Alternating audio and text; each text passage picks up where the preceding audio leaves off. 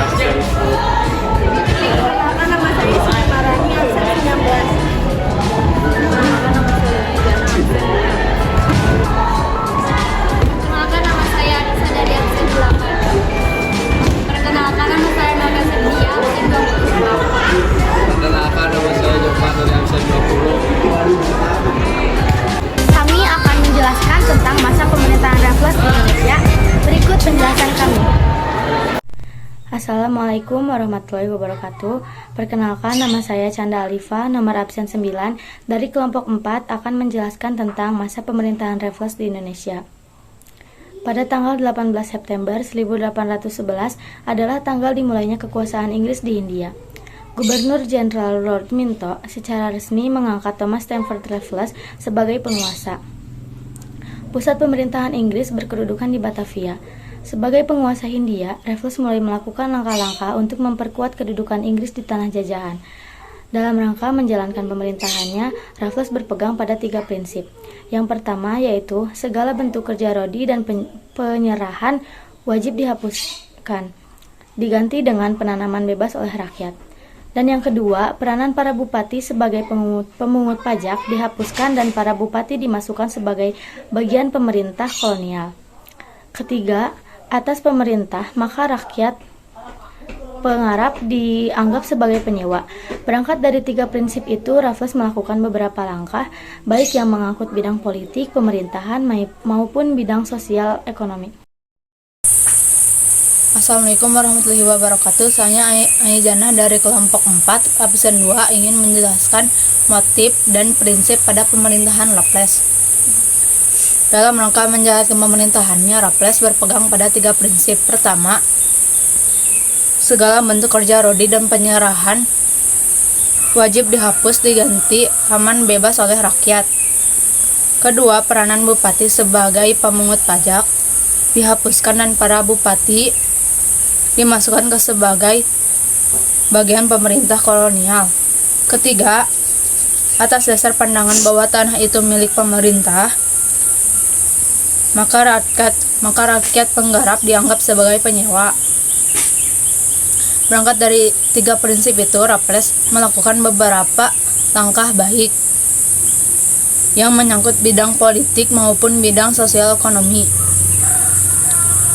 Motif utama Raffles adalah untuk memperbaiki pemerintahan Hindia Belanda yang hancur setelah kebangkitan VOC dan Perang Napoleon, serta untuk mengembangkan kekuasaan Inggris.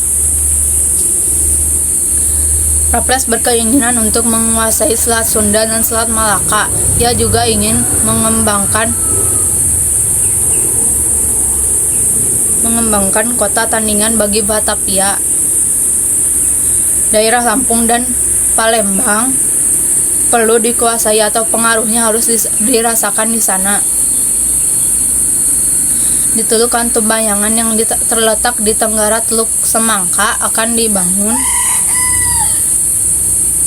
basis armada Angkatan Laut Inggris. Rencana Raffles tentu menimbulkan banyak kesulitan bagi pihak Belanda. Ketika pemerintah Belanda kembali di Palembang, Sultan Najmuddin diturunkan dan Sultan Badarudin diangkat lagi. Dapat dimengerti bahwa Najmuddin tidak suka terhadap Belanda dan tetap bersimpati pada Inggris. Sekian dari saya. Assalamualaikum warahmatullahi wabarakatuh. Assalamualaikum warahmatullahi wabarakatuh. Perkenalkan, nama saya Anissa Rahma Melani dari kelas 11 MIPA 7. Di sini saya akan menjelaskan tentang dampak positif dan negatif dalam bidang ekonomi pada masa pemerintahan Raffles. Yang pertama, dampak negatif pada bidang ekonomi dalam masa pemerintahan Raffles. 1. Menderitanya rakyat akibat pajak yang diterapkan. Kedua, diterapkannya sistem tanam paksa. Secara umum, tanam paksa mewajibkan para petani untuk menanam tanaman-tanaman yang dapat diekspor di pasaran dunia. Jadi tanaman tersebut yaitu kopi, tembakau, tebu, dan nila. Ketentuan tanam paksa itu tercantum pada Lembaran Negara tahun 1834 nomor 22. Ketentuan-ketentuan tersebut yaitu 1. Tanah pertanian yang disediakan oleh penduduk untuk pelaksanaan tanam paksa tidak boleh melebihi 1/5 dari tanah pertanian yang dimiliki penduduk desa. Yang kedua, tanah yang disediakan untuk tanam paksa dibebaskan dari pembayaran pajak tanah. Ketiga, penduduk menyediakan sebagian dari tanahnya untuk pelaksanaan tanam paksa. 4. Penduduk yang bukan petani diwajibkan untuk bekerja di perkebunan atau pabrik-pabrik pemerintah selama 66 hari dalam 1 tahun. 5. Penduduk yang bekerja di tanah-tanah untuk pelaksanaan tanam paksa berada di bawah pengawasan langsung penguasa pribumi, sedangkan pegawai-pegawai Eropa melakukan pengawasan secara umum. Dan yang keenam, kegagalan panen yang bukan disebabkan oleh kesalahan rakyat menjadi tanggung jawab pemerintah. Selanjutnya, dampak positif dalam bidang ekonomi pada masa pemerintahan Rapres. 1. Dikenalnya sistem pembayaran dengan uang fisik bagi rakyat sebagai pembayaran pajak. Kedua, pembangunan jalan raya sepanjang pantai utara Jawa. Assalamualaikum warahmatullahi wabarakatuh. Perkenalkan, nama saya Sinya Marani, absen 19. Di sini saya akan menjelaskan tentang kekuasaan kebijakan Rapres di bidang politik dan hukum. Kebijakan Rapres di bidang politik Pulau Jawa dibagi menjadi 16 kariseden berlangsung hingga 1964 yang dibagi lagi menjadi beberapa distrik, mengubah sistem pemerintahan yang semula dilakukan oleh penguasa pribumi menjadi sistem pemerintahan kolonial yang bercorak barat. Sistem pemerintahan feodal oleh Rapres dianggap dapat mematikan usaha-usaha rakyat. Pengusaha pribumi dilepaskan kedudukannya yang diperoleh secara turun-temurun. Mereka kemudian dijadikan pegawai pemerintahan kolonial yang langsung di bawah kekuasaan pemerintah pusat. Politik memecah belah juga menjadi salah satu kebijakan Inggris di Indonesia.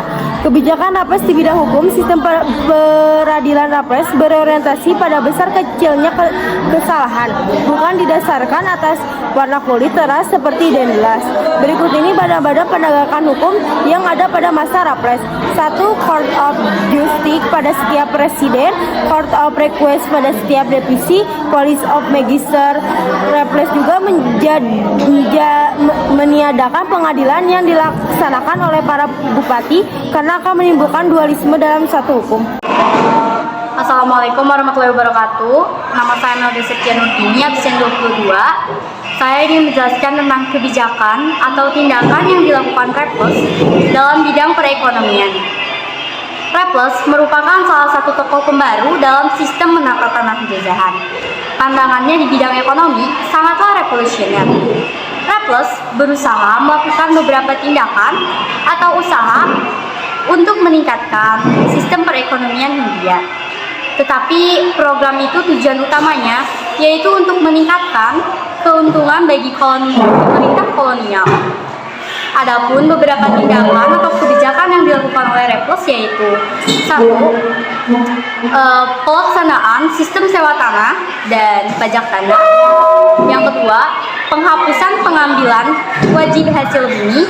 Yang ketiga, penghapusan sistem kerja rodi atau perbudakan. Yang keempat, penghapusan sistem monopoli. Dan yang kelima atau yang terakhir yaitu peletakan desa sebagai unit administrasi penjajahan.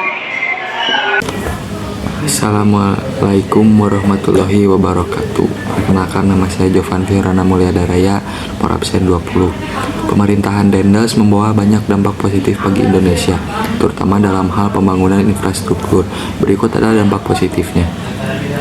Dibangunnya Jalan Raya Pos Anyer, Panarukan sepanjang pesisir utara Pulau Jawa. Dibangunnya infrastruktur militer seperti sekolah dan rumah sakit militer, barak, dan benteng untuk mempertahankan Pulau Jawa. Dibangunnya pabrik mesiu, senjata, dan alat-alat perang di Surabaya dan Semarang. Berkurangnya korupsi pejabat kolonial karena kebijakan pemberantasan korupsi Dendels.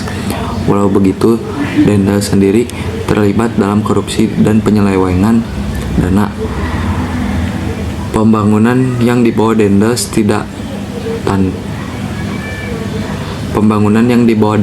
tidak tanpa penderitaan warga Indonesia. Berikut adalah dampak negatif pemerintahan Dendels. Rakyat dijadikan pekerja paksa atau kerja rodi yang dibayar dengan sedikit upah, bahkan tidak dibayar. Banyak pekerja rodi yang meninggal karena malaria dan keadaan yang melarat.